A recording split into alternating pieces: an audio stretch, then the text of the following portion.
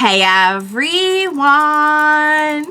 Welcome back. I am back today with more Steel Ball Run manga reviews, you guys. We are on the last batch today. It's very emotional for me. I actually, as I film this, I have not read the last few chapters. I'm like 2 or so chapters ahead of where, 2 or 3 ahead of where we're doing today. But it's so wild to think that we have come this far. Like, it truly, truly is. I will briefly get into kind of where we left off last time. We had a really, really rough batch last time. Super emotional. A lot going on. We are definitely in the end game of the story. So before I get into all that, I do just want to say if you're joining me early today, you know just what that means. It means you are one of my awesome patrons. Thank you so very much. And as always, I am sending out those big old hugs right through that screen. And if not, still, thank you for joining me today. I'm glad you're here. I do hope you'll consider supporting me that way. The link to my Patreon is going to be in that description down below. And if you're joining me on the YouTubes, I really hope you'll hit like and also subscribe for me. It does help me and my channel a whole lot. So thank you in advance for that. All right, guys. So yeah, we are doing 86 to 90 today. When I tell you, you are not prepared. And I know we had a very, very rough one last time, and you're probably thinking that time you weren't prepared. You're really not prepared this time. I actually even mentioned this in my last review that, like, when we get to chapter 90, like, your head's gonna be spinning. Like, you're not gonna believe. I mean, so a lot of you have already read it, so then you will believe it. But for those of you who have not read it or don't remember what's coming, I feel like you would remember this part. I feel like that will make a big impression, but maybe you don't remember the exact chapter and you're just like, yeah, whatever. Yeah, it's gonna get really, really real today, you guys, because we're gonna wrap some things up and introduce some things that, like, just wait. So where we left off, we are being dragged through the mud so much, and we finally have a little bit of, I feel like, hope now. But we literally just left off on it. So basically a wrap up of, or a summing up of chapter 85. You know, we had Johnny just really going through all of the different things that Gyro had taught him, and kind of realizing the importance of, like, this lesson 5 and everything that he left him with, both in that moment, in those last moments, and everything he had taught him throughout their time together. And I'm not gonna be okay again during this reaction. If I look funny, it's because I was crying in my previous reaction, and I thought about trying to fix my makeup a lot, and I said, you know what, who cares, because I'm just gonna cry again when I get into this batch. So with the horse, the horse got attacked, and, like, just everything, like, we're just getting knocked down so much. But Johnny is realizing everything that has been left to him in the form of, like, the knowledge, the friendship, everything that Gyro left behind to him. And we use all of that, we put it together to have this epic moment where Johnny is kicked by his horse up into the air and is in the perfect golden rectangle now, and gets Act 4 of Tusk, which I gotta say is so awesome and so terrifying looking. It truly feels like so different from so many other stands that I've seen. You know, it doesn't have that kind of, like, humanoid look. There's something about it that, if I had to compare it to something, and it's not that it looks like this, but just, like, in terms of aesthetic, I'd say the closest thing maybe for me is, like, Death 13. It has that almost kind of, like, otherworldly sort of, like, it doesn't quite have, like, a bottom half. It's just sort of this floating, like, entity. It's pretty freaky looking. It really is. And we've come a long way from the little baby elephant baby. So yeah, so where we left off was we had Tusk evolve. Hopefully we're getting like a little glimmer of hope and we will take care of things in this batch. There's only one way to find that out, and that's to jump right in to chapter 86. We start out with Johnny just truly thanking Gyro for lesson 5 now that he understands what he meant, and we see Gyro's body sinking further. I would really give anything for this to be undone. I just gotta tell you right now, I'm literally, I respect so much the way that his death was done and everything that came with it. I know this is not our first rodeo here. And Jojo's like, we know we have bros die. They leave behind something special for their Jojos, and like that's how it goes. And that's just something we have to accept, right? But like, man, I would give literally anything for like another version of him to come back and just put a pin in that, okay? So Valentine cannot believe what Johnny just did. He's screaming to D4C to like get back inside the light, hide. But it's too late. Johnny fires and gets a little bit of D4C's hand before it's fully back in the light. So Valentine is getting sliced up and he's spurting blood, and Tusk is just so scary, and he starts like gripping the wall of light and he's ripping it. He's pulling it apart. He's like ripping it open. This is so freaking scary. Like, if this guy was not on our side, like I would be seriously like scared. Like, because he is just like, it's so good. So Valentine can't believe it. He says it's like the same energy that Gyro had just now, just recently.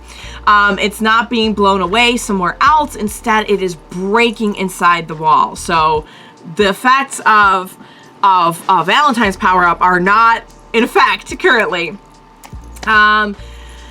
Okay, so Valentine comments that since Gyrosphere wasn't perfect, it failed, but this is different. This is the perfect and highest level of rotation.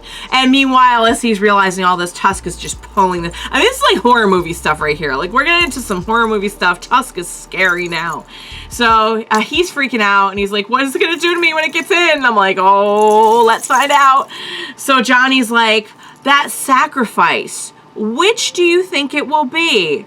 And I'm just like, oh my God, such a good boss moment for Johnny, and such a great callback to Valentine's words to Gyro of like, which of us do you think it'll be that will mess up at the last second or whatever. So Valentine's trying to get D4C back inside, but Tusk breaks in and just starts ordering.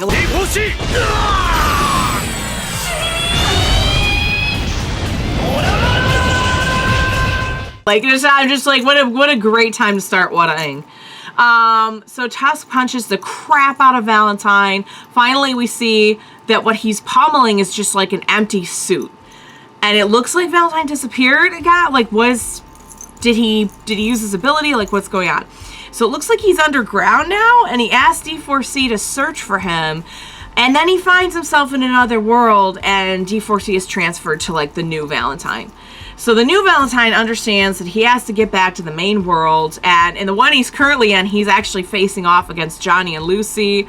The horse is okay in this world, and like, but there's still no Gyro. So I'm like, did Gyro just die in like all of these scenarios? Or like maybe Gyro was never with him. I don't know. I have no idea. I'm still like fuzzy on how the whole neighboring universe thing works, because we're going to get to some stuff that really begs the question of like, how the fudge do these neighboring universes work? Are they that similar? Are they dissimilar? What is happening?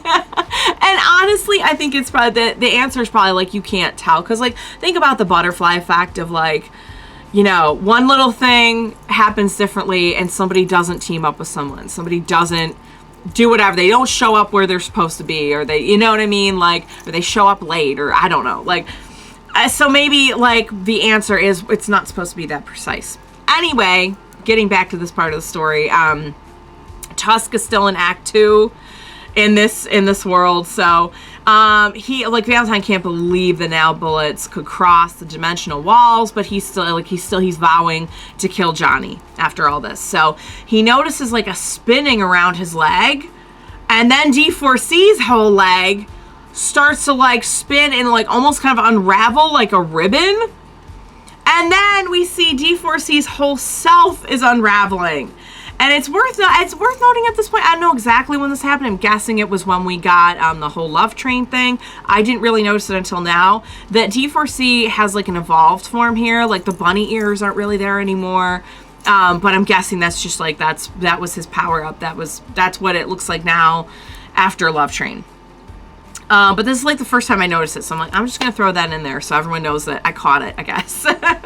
So then they both just start unraveling. And Valentine just falls back into the same hole that he was just in. And he tells D4C to climb out, but it's no use. Like D4C keeps unraveling. They both keep unraveling. They're just constantly like spinning. So he says every cell in his body is spinning and his whole body is now just spontaneously rotating because of being hit by Johnny's stand, which I'm like, it's almost like we'll get there. We'll get there. Cause I want to say there's something that reminds me of, but I think there'll be better examples of that in a second. He says at this rate, he's going to be buried alive and he needs to hurry and find himself in the next world. So he does, and he tells a new him to go find Johnny in the main world and kill him. So he's facing off with his Johnny and Lucy currently in like this current world, not the main one. And he's like, okay, let me go ahead and just go and kill Johnny in the corpse world then. Only he starts spinning too. And so does D4C. So that's when he's like, don't tell me the damage is following you, D4C. Finn. So, guys, I gotta tell you, I needed Chapter 86 really badly because after being literally dragged through the mud, seeing our boy Johnny crying, sobbing, screaming, watching Gyro die, just everything, watching Valentine just time and time again just get like more and more and more of an advantage in this whole thing. It's just so freaking frustrating, and I really, really needed him to just start getting like screwed over a little bit. So Chapter 86 was really good, and I'm proud of Johnny for, you know, incorporating everything that he learned from Gyro and just really making it happen with that power up. I'll go ahead and say it now. There's going to be a better example of this a little bit later on, but it's already at this point starting to remind me a little bit in terms of the whole like infinity aspect of like the constant spinning, the constant rotating. Reminds me a little bit of just like the concept of Gold Experience Requiem, where we have like this infinite, you can see that this is happening to him over and over and over. There is this kind of like this concept of infinity and this sort of like being like a loop for him. It's not exactly like the Diablo death loop, but it's, I don't know, it has some similarities, and I thought I'd point it out that like it's not the same, but I can kind of see it. I can smell what he was cooking here. So that was Chapter 86. Let's get right into it for Chapter 87, because as always, we have a ton to do in these, and I don't want to spend time on ranting needlessly. So, okay, so for Chapter 87, we start off with this fun little illustration and like description of Tusk Acts 1 through 3. It's not super important to the story. We already know what they can do, but just as like a little recap as we are now heading into a new evolution of the stand, I thought it was fun. Basically, we start off with the rotating nail bullets, and then we go to the nail bullets that can pursue their target. And then we go to like hiding himself in a hole caused by the nail bullet. And they mention even like the other dimensions, like being able to cross over to the other dimensions. And that's just what I said. I just want to give myself a little pat on the back, because when we first learned about, I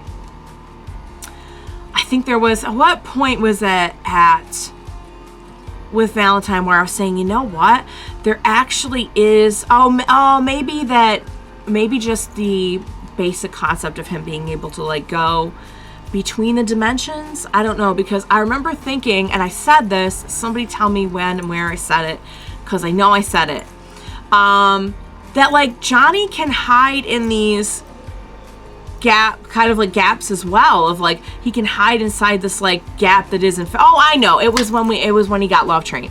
It was when he could like hide in the gaps, he could like hide in the light, and I'm like, well, Johnny can also like hide inside of gaps. We know he can hide like inside of this like concept of infinity.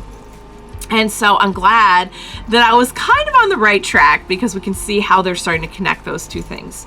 So Johnny in the main world we cut to him, and he knows that Valentine is going to be back like at least one more time. So Valentine is saying that no matter how many times he tries to climb out, he ends up back in this hole. And this is where it's starting to feel a little bit Diablo-ish. We see him unraveling again, and he just gets tossed back into the hole. He can't believe this is how, he's like, I can't believe this is how I'm going to go out, like buried alive. And apparently he's tried this now dozens of times by the time we catch up to him in this chapter. He manages to get into a new version of himself again. He tells that world's Johnny that he's like off to kill him in the main world, which should make the rotation stop. Also, like, can you imagine how confused, like, all these Johnnies and Lucys in the other worlds must be? They must be like, because that's not something he can do. I don't know, like, but he doesn't have D4C. Like, he only gets, like, whoever is in main world Valentine. Like, they take it on like a mantle, you know?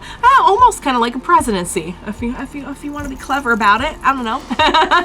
But whoever is in the main world gets D4C. So, like, I don't know what Valentine has in the other world. I don't know if he has a stand. I know, like, in that one, Johnny had a stand, so I'm guessing he had a stand. Like, Valentine had a stand, but it's not D4C, or at least not as we know it. Like, I don't know. But put a pin in that, because that is kind of an interesting topic to bring up later for some stuff that we're going to get into. All right, so he's like, all right, I'm off to kill you in this other world, and that's going to stop the rotation, and I'll be able to keep doing my thing. But guess what? He just starts spinning again and gets pulled back into the hole, and it really is starting to feel Diablo-ish now. So he manages to grab onto the back of a carriage, and he's like, oh, I was waiting for this. So I guess he was like, kind of like what Dio did at that one part at the end of part 3, where he like hitches a ride on the back of the on the back of the car. But then he starts taking hits, and it looks like the bullets are like flying out of the carriage. I'm not exactly sure, but he starts unraveling again. So then he goes back to normal, and he thinks he's gotten far enough away that the power's been like released. Actually, did he go back to normal? Did he just go get another version of himself? I'm not even sure at this point, because he's doing it so much. I'm not even sure. So then his head starts cracking open, and pieces of the carriage just go flying through his body. And he's like, even the door to the coach is spinning. It's not, I guess, it's not just that it's following D4C, it's like anything that it touches, I don't know. So he's in the hole again, and he says it's because he touched the door. And he's like, is this infinity? Like, is this what infinity feels like? And I'm like, pretty much. I knew that was going to come into play. So he's freaking out that he's basically being infinitely buried alive, and he starts to flash back. We're going to get a backstory, you guys. Did you think it was too late to get a backstory for this villain? Because no. It's never too late, you guys. It's never too late. We are going to get at least a tiny little bit of his backstory. Not certainly an entire origin story, but it is going to be interesting, and there's some really fun things I'm going to point out along the way about this that I realized as I was reading. So we see he's a little boy. Valentine's a little boy, and his mother tells him that there's a man from the army here to talk to him. And the man says he wants to talk to him about a handkerchief. Now, my first thought, before I even started reading this, was, oh my god, this is the scene from Pulp Fiction with Christopher Walken.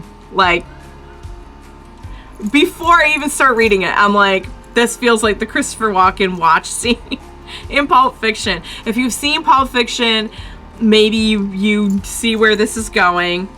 It is going to be a little bit worse, I think, somehow, than the actual, I don't know. I thought the Christopher Walken scene, it's not funny, but there's something about it that kind of has like a humorous aspect to it. I don't know if it's just the way that Christopher Walken plays it. I don't know if it was meant to be. I don't know if I'm the only one that thought it was like a tiny bit, like, is this supposed to be like, what is this? This one's going to be a little bit more brutal. But yeah. So, oh, by the way, he also has a ton of dogs around him. There's like a mother and a bunch of puppies around him. It's so cute. And I'm like, no, you will not try to endear me to this person by showing me him when he was a cute, sweet baby boy with a bunch of puppies around him. It's not going to work.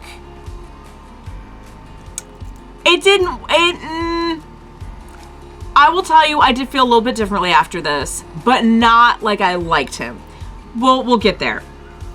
So the army guy says that the owner of the handkerchief wrote the date on everything. He wrote the date on his furniture. He even wrote like on his underwear the day that he got married, which is kind of sweet. It's a little different, but it's kind of sweet. So he was a soldier that was captured and tortured, and he never cracked under the torture. He kept the handkerchief with him, and it had a special date on it that was very important to him. So I'd already, by this part, I'm like, all right, I already see where this is going, but we'll get there. So the army guy's explaining, like, to him, protecting his family was connected to the idea of protecting his country. Like, he knew he needed, so he's getting tortured, and he knows that he needs to hide the handkerchief or it's going to get taken while he's being tortured. And he's afraid that he's going to break down if he loses his handkerchief. Like, it's the only thing that's keeping him going. Army guy explains that they hurt many of his orifices. I don't really know how else to put it. You could see it in the screenshot. But he found a place to hide it. Now, here's where we deviate a little bit from the Pulp Fiction reference, because if you've seen that scene, you know where he was hiding the watch.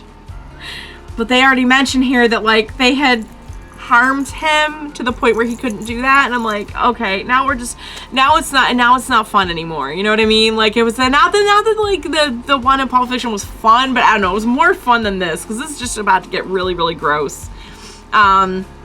So the guy explains that the soldier was already blinded in one eye. So he gouged out his eye so he could keep it in there. The date on the handkerchief was his child's birthday. And guess who the child was, you guys? The guy goes on to explain that patriotism is the greatest thing in the world, and protecting your family is, you know, it's great, but like, it's an instinct, even for animals. But to risk your life for your country is like the most noble of things that anyone could ever do. So, so basically that was his dad. The handkerchief was brought to him after he died. And that, as you can see, as he's been going on about, I mean, I will point out, and this is something I actually wrote in my notes later, but now that I've already realized it, I think it's kind of interesting to note that the handkerchief is basically kind of like a fancy napkin. And all this guy talks about is taking the napkin. So, I mean, you can see how this impacted him, you know? Like, he really does believe that, like, the greatest thing you can do is to serve your country and protect your country and everything. And it's almost, to me, and you'll see this a little bit more as we go on in the chapters, it feels more like a Poochie kind of situation where he's just so wrapped up in what his idea of, like, this, like, pious kind of life is, that it's more that than, like, than just, like, a lust for power, you know? But we'll get more into that later on. So basically we, I think after that we cut back to modern day. Yes, we do. Valentine is in the hole and he's looking at the handkerchief. Meanwhile, Johnny is figuring out that he can shoot 5 shots from his nails now. So he got a little, like, I guess, like, he's powered up. So Lucy is coming up behind him and he tells her, like, no, don't do that. Like, don't get near me. And then we see Valentine reemerge. He's actually, get this, he's surrendering to Johnny. He's asked him sincerely to, like, stop the rotation. He's like, look, and this is what I was waiting for, you guys. This is what I was waiting for. He's like, look, there's lots of gyros in the other worlds. Let's make a deal. Woo! Yeah, baby! That's what I've been waiting for. And I'm like, oh my God, bring me my baby back. Bring me my baby back. Bring me my baby back. Like the Chili's commercial, the baby back ribs. Bring me my baby back. But Valentine's like, if I die, you're not going to be able to reach any of those other worlds. Like, only I can do it. So we actually see, and I've not read every single chapter of every single JoJo manga. I have gone in and read some of the parts. I've read bits and pieces of like, but I never ever remember seeing the to be continued arrow in any of them. Like, I thought that was like an anime only thing. He, honest to God, put the to be continued arrow in this. I'm just like, first he mentions roundabout last time, and now he puts in the arrow that says to be continued. Finn, you know when you see the arrow, that's a big old Finn. This is a really good chapter. Again, you know, we're starting to see, like, okay, this is how this guy's gonna be brought down, you know? Like, we have our kind of, like, Requiem sort of power, where we're just infinitely trashing this guy. It's super satisfying. I will say that these next two chapters, kind of starting with the origin story, or the little, like, I guess, not really origin, but little bit of his background that we got, it does start to put him in a little bit of a different light from the other villains. And you're going to see more of this in the chapters we're about to go over. Because he does have a little bit of a different demeanor. And like I said, just kind of a different take, a different motivation. You know, I'm not going to say he doesn't want power, he doesn't want control, because that's definitely not accurate. I mean, clearly he does. But his motivations are a little bit, and just the way he goes about it is a little bit different. That being the whole scene from Pulp Fiction cracked me up so hard. And at first I'm like, okay, am I the only one that noticed this? And I actually typed in, like, to Reddit, like, was that? And of course it comes up right away. And it's like, yes, it absolutely was. Ordinarily I'd say, like, which came first, but now we're at the point where we're getting a little bit more modern in Araki's writing. So this was like mid 2000s, I believe. So this is definitely after Pulp Fiction, because before that it was like a lot of the parts that we were seeing, like the anime adaptations of and everything when I was reacting, those stories were actually written in like late 80s, 90s, mid 90s, you know. So there was always this kind of like little, ooh, I wonder what came first. But no, it definitely was a reference to Pulp Fiction. So if you have not seen the scene, just go type into YouTube the Christopher Walken Pulp Fiction watch scene, because it's so good, and it's so, like, it's not verbatim at all, but it's pretty close to what we just saw here. And again, just the biggest takeaway from that is just how freaking satisfying it is to see, you know, Johnny's power finally just starting to obliterate Valentine and just, like, caught in this loop. Very Diablo-ish, very, very Requiem. I like it. All right, so chapter 88. We get a description at the beginning of Tusk Act 4, and that's why I thought it would be fun to include the kind of, so we could see the whole thing completed.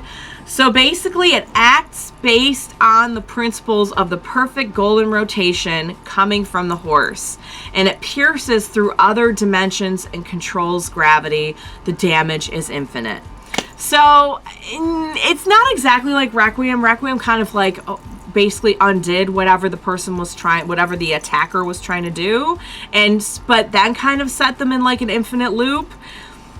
It's not exact, but I mean, you can see a similarity. So, all right, so Valentine's trying to reason with Johnny before Johnny shoots him. So Valentine says that, again, like, he is the only one who could bring back Gyro, and Johnny's just not having it. And I'm like, good, don't trust him. So meanwhile, Lucy notices that the corpse is starting to, like, emerge from her body. Just a little side note, this is happening in the background. Valentine says his only goal is the corpse, and right now Gyro is dead at the bottom of the ocean. Like, this world's Gyro is not going anywhere. So there's no way that, like, a new one from another world could interact and get destroyed. Like, if he brings him in, he's good. He tells Johnny he knows he can reverse the rotation by shooting a nail bullet that spins the other way. Like, they'll cancel each other out. And I'm just like, that's actually kind of cool. I did not think of that like, you could just shoot one the other way and they'll cancel each other out. So Johnny's like, wait, really? Can you really do that? Like, you promise you would let us go and everything? Like, he's actually starting to hear him out, and I'm just like, and Valentine's like, I promise you have my word. You can even finish the race if you want. All I'm in this for is the corpse. It's all I want. And Johnny's like, yeah, but, you know, it wouldn't really be Gyro. And Valentine's like, yeah, but even if it's a Gyro who isn't your friend yet, doesn't know you yet, from this point on, he'll just be Gyro Zeppeli, and he'll be alive and well, and you'll have Gyro back. So, like, it's better than nothing. And he says, Valentine says, one more thing. I didn't do this out of a selfish desire for power or anything. And in the background, we see Lucy is, like, all busted up while the corpse is leaving her body. Valentine goes on to say, like, he's so dramatic and serious when he says this. He says he has feelings of patriotism, and he did this all for his country. So, like, you could really see what his motivation is, like, and however you feel about how he's carrying it out, which obviously is not in a very good way because he's hurting people and he's very maniacal about it. It is kind of an interesting basis for, like, somebody to be, you know, he really believes in what he's doing. He's not doing this to, like, at first with all the take the napkin talk and everything, I'm like, okay, this guy clearly is just so gone on himself. Like, he thinks he's going to rule everything, blah, blah, blah. But there is this part of him that really thinks that he's doing something right. You know what I mean? And I think that sets him apart a lot from, say, like, a Dio who's just gone on himself and just, and he's proud of it. He's, like, Dio's such a diva. Like, he's loving how self-obsessed he is.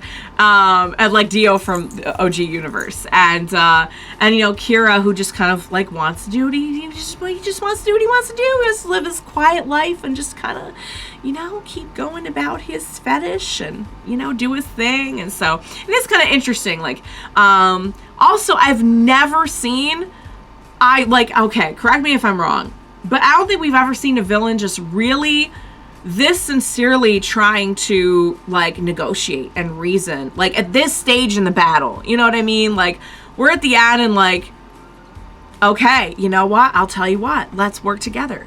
Let's work together on this. Like, we can both be happy in this, you know? Like, usually by this point, we're like, nah, just on principle, I'm gonna take you down because you got in my way. So, like, it does show something that, like, he is, I don't know if you want to say he's, like, willing to do anything or whatever, you know, for his ideals, but it is a little bit interesting. So he's saying, you felt it, didn't you? The way that everything was great and everything bad got whisked away somewhere else. And he's saying, like, it's impossible for everyone to be happy, but what the corpse does is it balances out the positives and the negatives.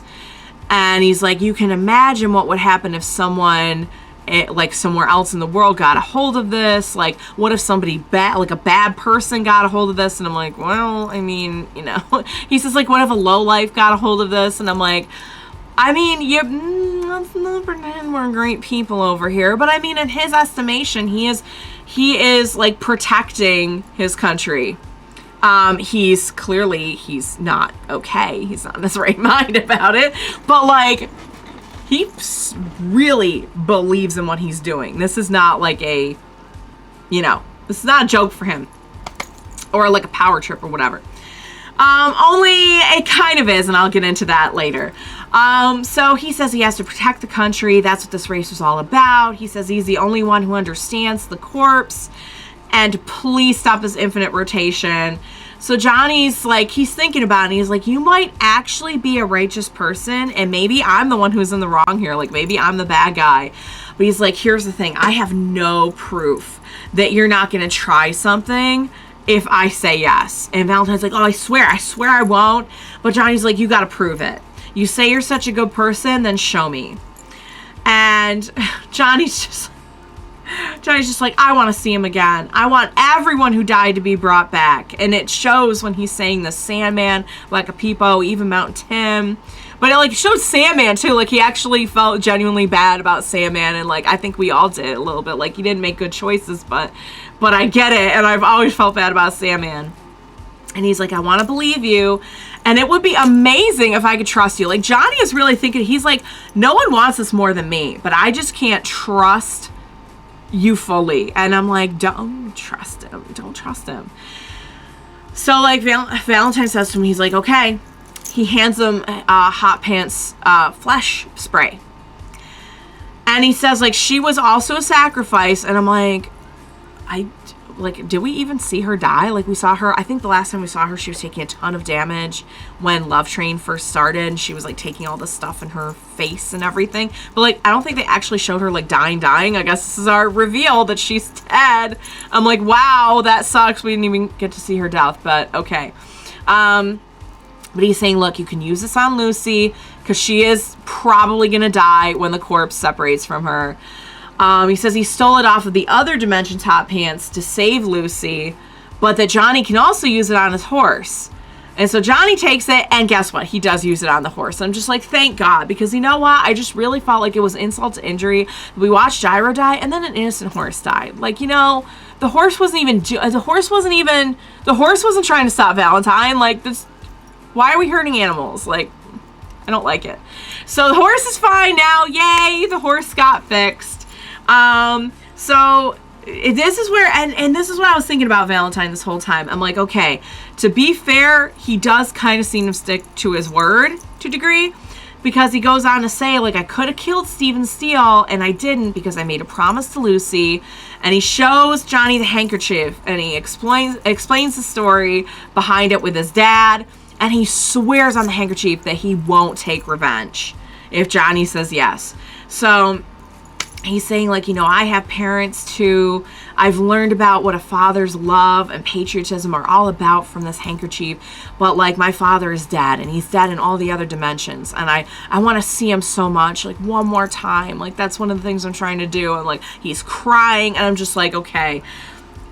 He's selling it. He's selling it right now. And, like, at this point, I gotta tell you, even I wanted to kind of believe that, like, maybe, because the thing is, he could have killed Stephen Steele, and he didn't. He did say he was going to rough him up, but,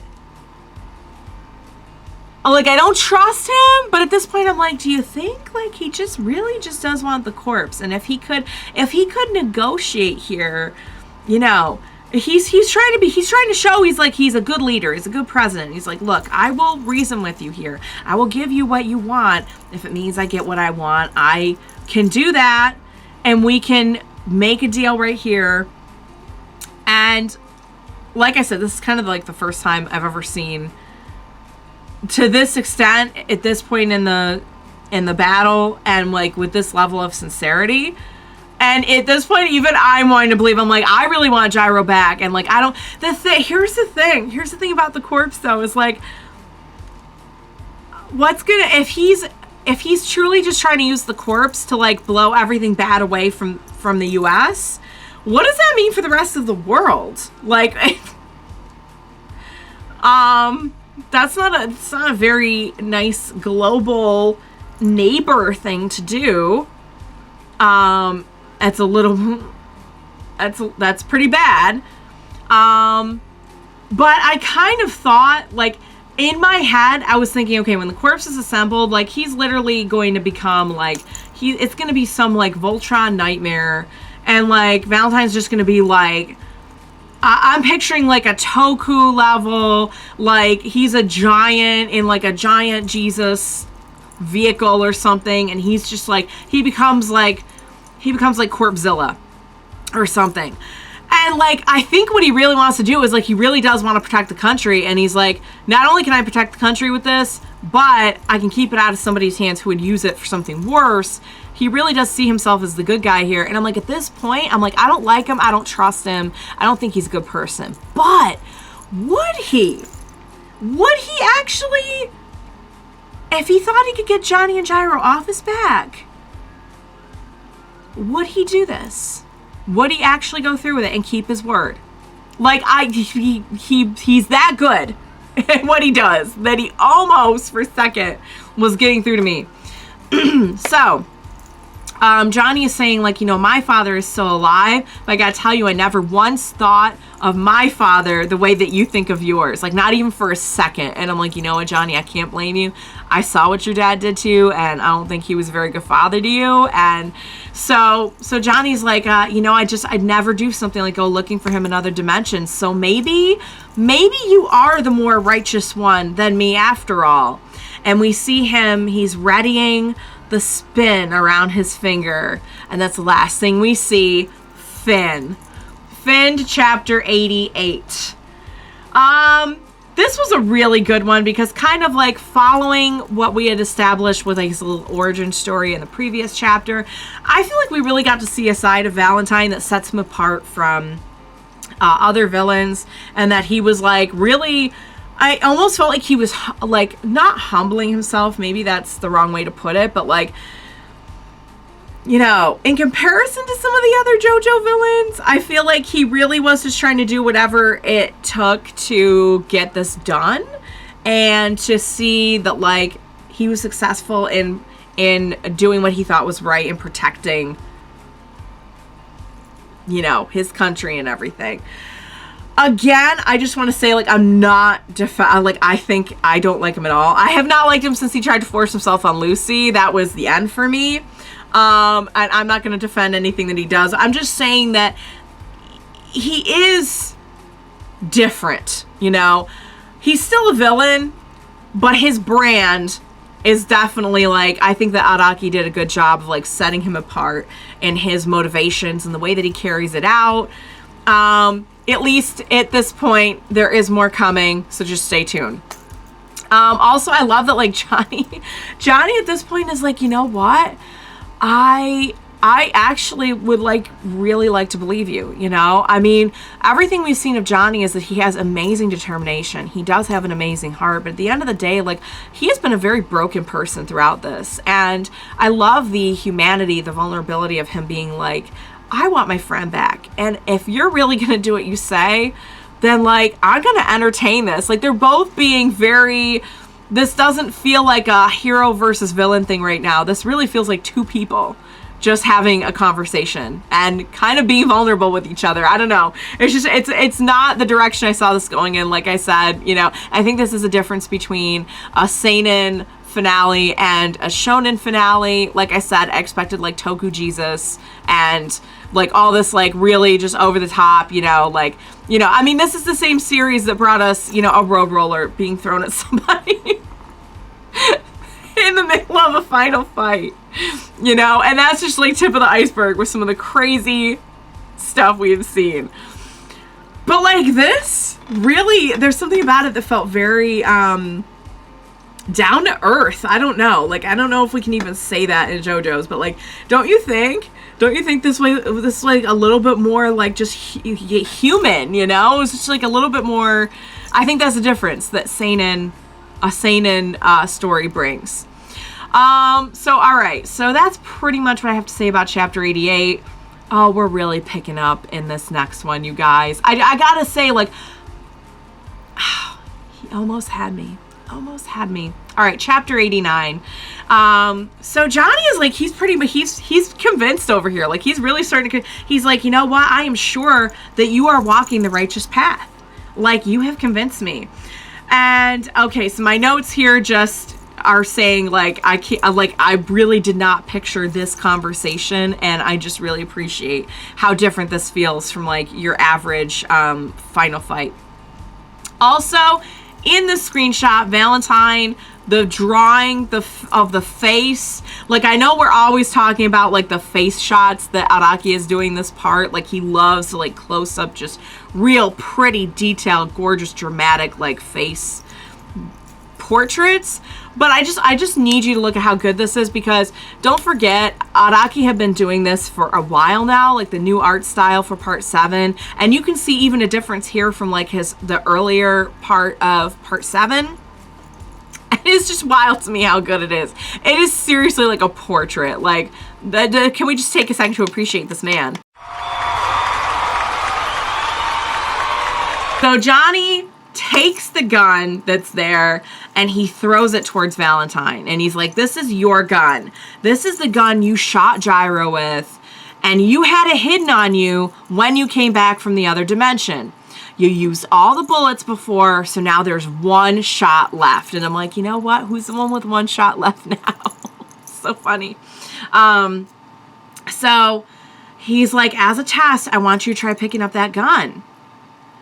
He says he believes Valentine 100% now, but there is this 1% that's telling him that he's going to try to trick him and do a sneak attack. So he says, go ahead and pick up the gun. If nothing happens, that's enough for me. I will trust you. I will believe you. He's like, I'll believe you 101%, but just do it. So Valentine goes to pick up the gun, and we see like just a little glint of evil in his eyes for a second. And I'm like, oh no. No. And he says, all my actions are those of justice. And he leaves that gun on the ground. But sure enough, we see he's got another one in his pocket. He whips it out to shoot Johnny. But the guns start to merge together because they're from different dimensions, right? So Johnny fires off at Valentine. They're shooting at each other now. It's like an Old West like shootout. It's really feeling very like, 1800s-ish now.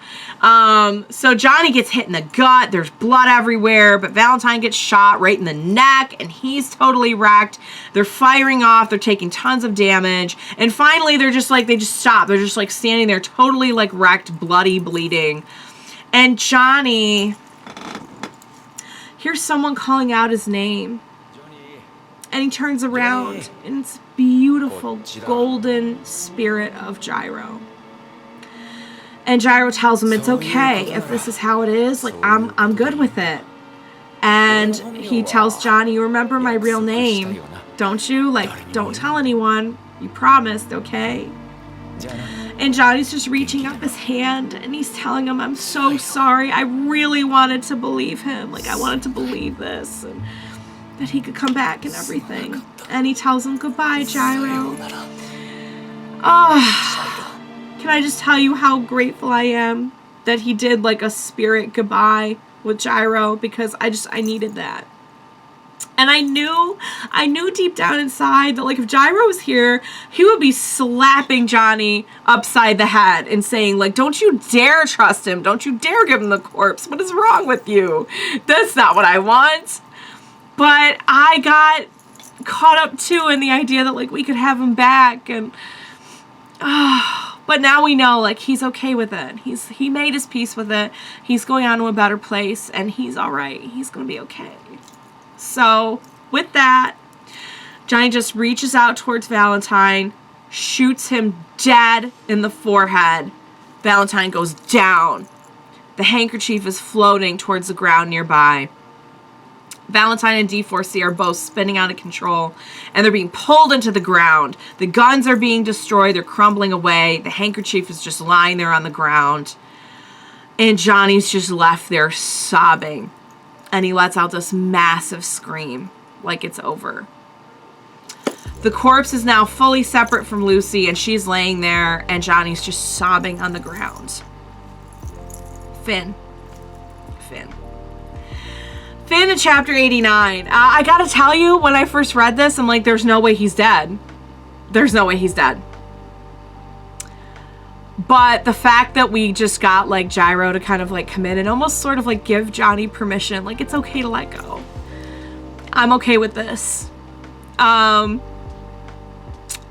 was everything. And I think that was a really good way to, we had Johnny, like, just so, he was just so broken. And he's just, like, he really was about to trust him in that moment. I think he really would have done it. I think maybe he really would have stopped the rotation. Even I was starting to, like, buy it. The more I think about this, the more I'm just like, if you're Valentine, like, how dumb is that? Because he was saying, he wasn't out for power. He wasn't out for this and that. But at the end, like, he could not relinquish that control. He couldn't accept the idea that, like, he and Johnny could really come to an understanding as two people And he just had to try and finish him off. I really think Johnny was about to do it. I think he was seriously considering it. Like, there was, like, a sincerity in him. Like, when you see, like, you just saw the screenshots and everything, like, did you see it too? Like, I know he couldn't fully trust him until he tested him. But, like, I really think he was going to entertain that of, like, stopping and getting Gyro back. And, like, Valentine completely, like, shot himself in the foot here. No pun intended, because they were shooting each other. But he completely messed it up because he could not let go of that control. And maybe at the end of the day, maybe that was, like, his biggest problem, was that, like, he just could not stand the idea of anyone else having this power, of any, like, any country but his being the one that has it, and, like, all this, like, maybe that was his undoing. Like, kind of punny to say undoing when he was unraveling like crazy, but I mean, like, when I first read this, I'm like, there's no way. But I mean, we saw them crumble away. We saw the guns crumbling away. I mean, everything about this says, like, he and his stand are gone. And Johnny's just left now. And you know, when Gyro first died, and I was watching his body sink, and I really felt like Johnny was all alone. But there was something about the way that this ended that made me feel differently. It made me feel like he wasn't alone, you know? Like, Gyro was there with him, and they're both gonna be okay. Like, Gyro's in a better place, and he's good with how things turned out, I guess. He knew what he was doing. He knew he was not coming out of that fight. And he did what he did anyway to help Johnny. And I feel like Johnny's gonna be okay. I feel like he's not really alone. I feel like he has grown so much. Like, he's not that broken person anymore. But wow. I cannot thank Araki-sensei enough for showing me his beautiful, just, like, golden spirit. That was such a beautiful moment. That was, like, what we got with Bruno. Was, like, what we got with Abdul and Iggy. We even kind of briefly had it with Joseph before he just had his little do-over. Thank God. So, yeah. Everything we know up to this point tells us that is the end. Now, you may be sitting there thinking, my girl, we have 6 chapters left. And I was thinking the same thing, let me tell you right now. I was thinking the same thing. I'm like, either he's not dead or what the heck? Like, are we actually going to get a very, like, drawn out and satisfying epilogue? Because that's typically, you know, we don't usually get big epilogues in JoJo's. Like, we defeat the bad guy, we maybe get, like, a couple minutes of, like, here's where they are now. Like, sometimes we don't even get that, you know? But yeah, what's next? Well, you guys, I would like you to really hang on to your hats for this one, because nothing could have prepared me for this. Nothing could have prepared me for chapter 90. And I had every wrong idea along the way about what was happening, and I will walk you through that. But I just want to warn you right now, you gotta strap in, because we're about to go on a ride, you guys. We're about to go on a ride. So this is going to be a long one because a lot happens in this one. So chapter 90, here we go. Johnny is preparing the corpse. He's wrapping it up. Stephen Steele is there. He's comforting Lucy. By this point, like, everyone's okay. I'm guessing, like, we all got flesh foamed and everything. Like, Stephen Steele's all right. The fact that that man made it out of this is, like, that's a miracle right there. You want to talk about incorporating divine intervention, Jesus, and miracles. I thought for sure he was a goner. I called that way back. I'm like, this guy is so dead. He made it out. Like, God bless him. Literally. Like, he's just, it's wonderful. I'm really happy. So he's comforting Lucy. He's like, my dear Lucy, thank goodness. And Johnny's just kind of watching them. And I'm like, I know I just said it. He's not really alone, but, like, he's just, like, watching them. They have each other. They have this, like, whatever kind of relationship it is, like, I just like to leave it at, like, family. They're family at this point. They're clearly not romantic, but they're family. And I feel so bad for Johnny. I just want to hug this boy so badly. So Johnny's, like, telling them, like, Valentine is dead, his stand is dead, but no one else knows that. Like, everyone who knew about what was going on here is gone. Like, there's no one left. And I'm just like, oh my God, you're right. Anyone who was, like, privy to what was really going on here is dead. Aside from these three. So Lucy's safe. She hugs and thanks Johnny. And just then they see the other racers, like, off in the distance starting to pull up. Pocoloco is first, then Norisuke, and Baba Yaga. So Steven Steele is saying that, you know, pretty soon the Steel Ball Run is going to reach its goal. A lot of people are even going to say it's a success. Like, and he's like, oh my God, that's right. The closing ceremony, like, we still have that. So Johnny's plan is to go get Gyro's corpse from the bottom of the ocean so that he can bury it. And his friend, he says, so my friend isn't just washed away. And I'm just like, I just think we all need a hug right now. So, so he's saying that, like, his goal was to save an innocent boy with amnesty. And Johnny says he wants to tell the kind of race that Gyro ran. To his country, to his father, and he feels that that's his thanks and responsibility to Gyro. So I'm glad that we did mention Margot, because I'm like, what is going to happen there? Like, I'm sure that Johnny's going to go and try to, you know, I think that's the point, is like, he's going to try to do something on Gyro's behalf so that his goal, his dream is fulfilled. By the way, real quick, Johnny is, like, standing at this point, and I can't really tell if he's, like, standing or, like, leaning and using the horse to stand up, but, like, it kind of looks like he's straight up standing, though, and they've been building that up the whole time, that, like, I wasn't really paying attention throughout most of what was going on, if he was, like, standing up, or if he was just, like, in the air with his stand, because I was paying attention to everything else that was going on, but, like, it's worth noting, I'm pretty sure he can stand up now. So, yeah. So he sees his horse's saddle, and he looks around, and he's like, oh my God, the corpse is gone. And I'm like, you're kidding me. I'm like, okay, I called it. Valentine's back. He didn't die. So Johnny's saying someone stole it, but, like, they've been there the whole time. Like, who would come in and steal it? But he does see horse tracks. And I'm like, what is happening? He's like, there's still an enemy. And I'm like, okay, well, it's Valentine. He's still alive, clearly. Like, I thought that was too quick. Like, he's still alive. You're never going to believe what it really is. You're never going to believe it. So he says that so many died for that corpse, including Gyro. And it makes sense that somebody would want it. But, like, who? Because don't forget, he just said everyone who knows about this is dead. So, like, who? Who could it be? So he's like, those horseshoe prints look really familiar. So Johnny says he's the only one left who can stop this, basically, and he asks Steven Steele and Lucy to look for Gyro in his place and to look after Valkyrie, Gyro's horse. So Steven Steele is like, hey, just so you know, like, Valentine was a careful man. He planned this. He was very thorough. And apparently he had a shelter beneath Manhattan Island for when the corpse was all assembled. So what that means is if the corpse gets housed there, no one will be able to break in at all. Like, it'll be completely, like, it'll be protected. Like, it'll be sealed off and safe. And, like, then we really won't be able to stop anything that's about to go down. So we see that the title of the next part, the final stage, is Manhattan Rhapsody. Buffy, baby. Buffy, sweet mommy's trying to tell a story over here. Can you save the Borks for later? Maybe? She's growling. Okay, I think we're good.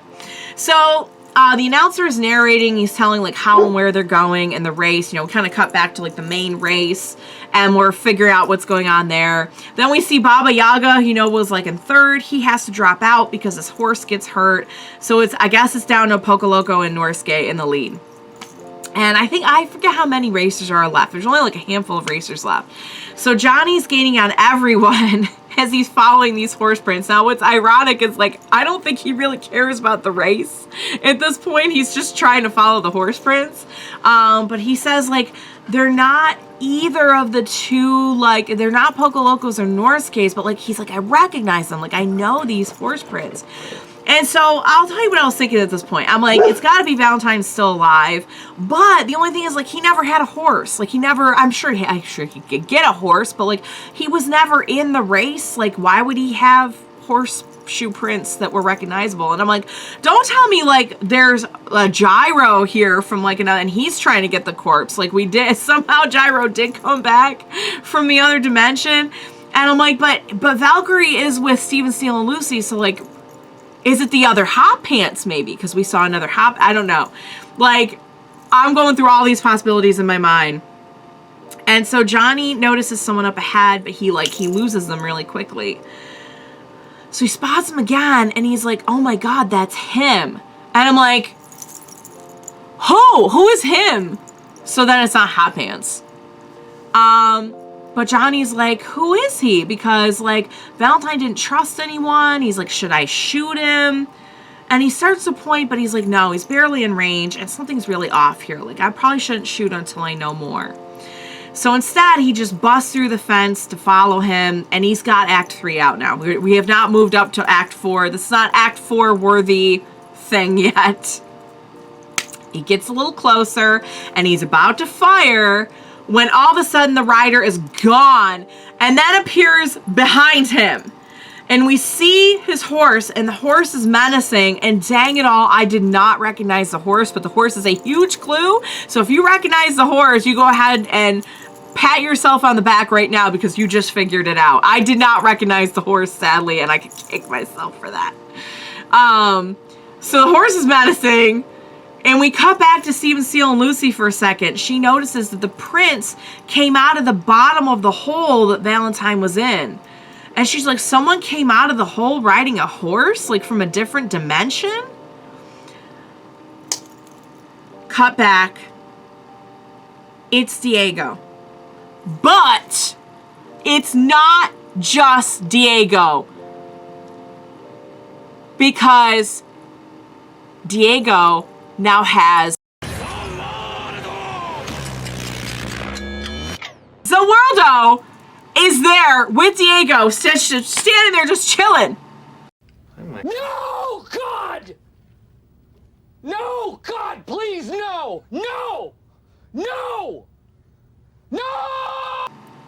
And I'm like, how the fudge does he have Zaworldo? Like, this blew my mind so badly. This broke my brain into 1,000 pieces, scattered it all over, and just... And so I'm looking at it, I'm like, okay, this can't be Zaworldo. Like, this can't be our Zaworldo. Like, maybe it has, like, a different ability. Nah. He goes ahead, and he says it, and he stops time, you guys. I could hear it in my head. I could hear the effect. I see it. I'm like, it's Zaworldo. It's the actual one. And then we see him take a bunch of knives and throw them at Johnny. And I'm just like, you've got to be kidding me, right? With the knives and everything. He's got Zaworldo and he's got the knives and he's... Finn. Freaking Finn. Guys, I just want you to know that I read these chapters before bed every night. I read this chapter before bed. It broke my brain so hard. I had dreams about it. And by morning, the whole experience was so overwhelming and shocking and fuzzy to me that I, honest to God, gaslit myself into thinking that I had dreamed this. I'm like, there's no way that happened. I need to go back and reread that because there is no way that he just showed up with Zaworldo. There's like, what? A few chapters back, I was joking. I was joking that, like, we could go in and pull somebody from, like, the OG universe. And they did, and it's Diego, it's not Dio, but, like, somebody explained to me how the fudge he has Zaworldo. How? But this goes back to what I was saying earlier, that, like, whatever stand Valentine had in all those other dimensions, if he even had one, was not D4C, because he would get D4C. In fact, come to think of it, maybe he didn't have any stand in the other dimensions, because you can't have more than one stand. So then he must just not had a stand. But it did start to like beg the question of like, there would be stand differences in other dimensions, you know, which I guess kind of makes sense, because think about it, a stand is a reflection of your soul, you know, and depending on how different your life was in those other universes, you know, maybe some of them would be pretty similar and you'd have the same stand. We even saw that Johnny only had like Act 2, I think, or Act 3. Act 2 or Act 3? I think he had Act 3. Or maybe it was only Act 2. I can't remember what I said. But like, you know, it makes sense. Like maybe it wouldn't evolve the way that it would in the main world, you know, maybe like the corpse had a big influence on, like the corpse was the reason why Johnny got, so if the, okay, that does ask an interesting question, because if the corpse is not in any of the other worlds, how did Johnny have his stand in the first place in the other worlds? Now we know that he doesn't have any corpse parts and he still has a stand in the main world, but that's how his stand originated. It originated by him getting a corpse part. So like, how did he have the exact same stand? Now, that's easy enough to explain away, right? Because you can say, okay, well, that was a neighboring world where everything was so similar that he happened upon the devil's palm or something, and his stand manifested, and his soul was similar enough that he just happened to get Tusk again. But then explain to me how. Like, what are the freaking odds of this, you guys? What are the freaking odds? Like, I would love, like, I gotta go check, like, when I get all caught up, I need to go check, like, some YouTube videos and go maybe, like, check out Hamon Beat or something, or, like, because somebody has to have addressed why the fudge he would have Warudo. Like, it's one thing to have different stands, like, oh, okay, that makes sense, or, like a different evolution of the stand, like, if it's one with acts and everything, like Echoes and Tusk and everything. But, like, how would he have the same one as Dio in the OG? And I gotta think there's two reasons for this, okay? Reason one is that Araki really just had so much time away from being pressured into, like, continuing the same old story, same old way of telling it. Like, he got to, this is the end, this is however many, maybe close to 10 years, I don't know, that he's been doing Steel Ball Run at this point. And he maybe just has enough love and nostalgia and lack of pressure from everything about the OG universe that he was just like, you know what I miss? I miss the Warudo. And I'm like, you know what? I'm right there with you. Like, I love the OG universe. I was shocked, but I was so thrilled to see this. Because this begs the question, if we get future JoJo's, now, I don't know how that's going to work, because when you think about it, if they're all going to be, like, descended from Johnny, they're all going to be very, very different from, like, our, like, you know, we're not going to have, like, as we know them, like, Joseph and Jotaro and Josuke and everything. But, like, could we? I don't think we could. I don't think we could see, like, I don't think they're going to get to, you know, Johnny's great-grandson, and he's gonna have the ability to have, like, crazy diamonds, you know? Like, because we're gonna be so different by that point. Like, here, we're starting off on somewhat, like, it's not, I don't want to say it's equal footing to Phantom Blood, but we're starting off with enough of some of those basic original concept, at least, of, like, the Joestar family line, and, like, and Diego and Dio, who we know, like, his dad was even Dario in this and everything. I think we're close enough that you could try to make a case for it. It's still really out there, you guys. Like, what are the odds? So let me get this straight. Then there was an actual possibility that he could have pulled out, like, a Johnny that could use Hamon. Maybe? I don't know. I think that's stretching it, because it's one thing to have another stand, but, like, we didn't even establish that power in this universe. But the whole point is he can get, so this really shows me, like, he legit, like, Valentine, he legit was pulling from other universes. And my theory was he's pulling from neighboring universes, but he does it so many times that, like, eventually, like, what if you just traveled outwards and got to, like, because we know that, like, while this is all going on, all the original JoJo's universe is still, it's not like it got obliterated at the end of part 6. Like, it still was going on as we remember it. The only thing that changed was all of Jolene's story. So, maybe eventually he could have. Like, he pulled out an honest god Dio that has Warudo, you guys. Like, this, it really, it broke me. It broke me. And I still don't understand why he has it. But I gotta tell you, I've read a few chapters past this, and we are in for some really, really good stuff. My personal opinion, I was happy to see this. I was happy to see this because I'm like, I felt like Diego kind of got the crap end of the stick. Dio was such an important character throughout the entire run of the original universe. And Diego just kind of got taken out like a wimp, you know? Like, not like a wimp. I shouldn't say that, because he actually went out in a really cool way with going after Valentine and everything. His final fight was like, I was rooting for him. But then, like, he just gets taken out, like, so quickly with, like, no fanfare and no anything, that I was kind of like, man, that kind of, like, it's too bad. So I was kind of happy to see, like, okay, he's back. Even if it's not him. I think I even said, like, maybe they could just pull in the other dimension one, but, like, I never imagined he would have and it never even occurred to me that he would have a different stand. That he would have Warudo. Like,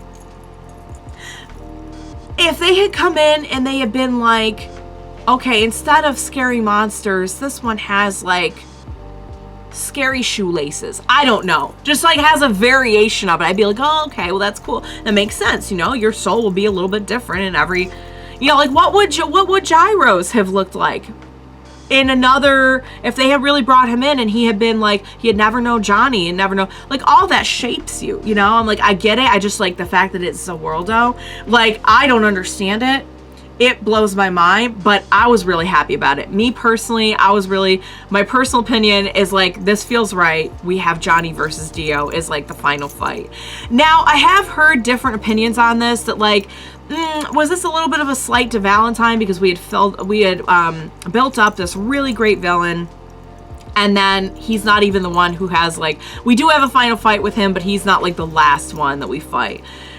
And I definitely see the logic in that a lot. I respect that, and I wanted to mention it here because I think it is worth noting that, like, oh, okay, well, our villain wasn't even our final villain. You know, how do you feel about that? Like, I would love to hear from you guys. Like, do you feel like, oh my God, yes, we have Dio versus Johnny, and Dio kind of gets a second chance at, like, being, you know, a character that, okay, so he's probably gonna get defeated, I'm guessing. I hope this stuff. This had better not end with Dio just taking Johnny out, like, at the end of part one. If it ends that way, I swear to God, like, it better not. But, like, at least if he gets defeated here, if Dio gets defeated, will be a little bit more satisfying of an end than when Diego got defeated the first time.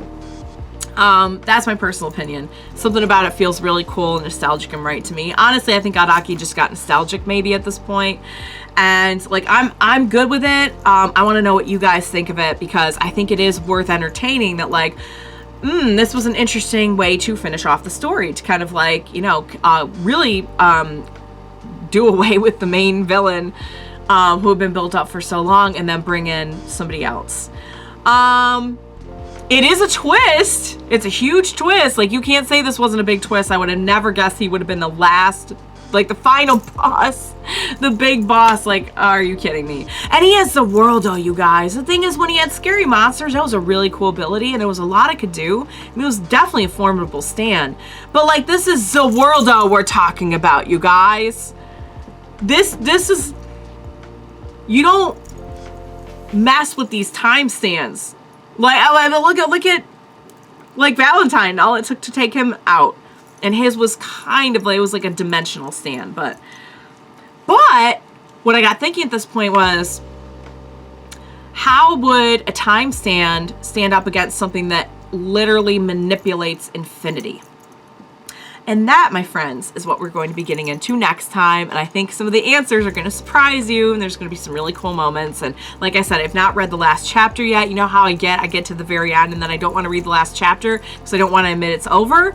But yeah, I'm right there. So next time you see me, obviously I'll have finished it, and we can talk about how that fight would look, because it's looking pretty good. I can tell you that. Spoiler alert, it's looking pretty good. So this was a great batch, you guys. We got Johnny coming back out on top. We got a real goodbye for Gyro. We got a culmination of everything that Gyro had taught Johnny, and he used it. And we had this, like I said, I think an amazing moment with Johnny and Valentine. Just a very human, like not what I expected at all at the final fight. Very different kind of action, let's put it that way. We got a little bit of a backstory for Valentine. We got Valentine's inevitable demise. I thought it was very well done. I kind of liked the way that the actual checkmate move was so grandiose and like this like infinite death kind of thing, like what we have for Diablo. And but then ultimately it was kind of like Valentine's decisions, and they're just like decisions at that moment. It wasn't a power, it wasn't anything. It wasn't a okay, I outsmarted you, my power's better than yours, blah blah blah. What it really came down to was just like the choices they made as human beings. And that's how he was taken out. And his actual getting taken out is just like so simple, you know, like just getting shot in the head. And I know there's something kind of poetic about that. So yeah, guys, I really like this batch. I don't know if you could tell, but I had a really good time with it. I laughed, I cried. I didn't really laugh, I don't think. I cried a lot. I don't think this one had too many laugh-worthy moments. I chuckled a little bit at how similar the Pulp Fiction scene was to that one scene, but it's definitely not a lot to laugh about in this version. I thought it was way more brutal. So, all right, you guys, that is it for Valentine. Now we are facing off with Dio. The next batch is the last batch. I cannot believe it. It's truly been a very roundabout path, has it not? So yeah, next time you see me, I'll finish part 7. And we'll be chatting about it. So I hope you enjoyed watching along with me. As always, thank you so much for joining me today. And please, for the love of God, I have no idea what's coming at the end of the series. A part of me is scared to even know how it ends because I'm just so terrified that like something big is still gonna happen. But we're gonna get there together, right? So please be sure to join me next time for the finale of Steel Ball Run, and we will watch it together. Bye for now, guys.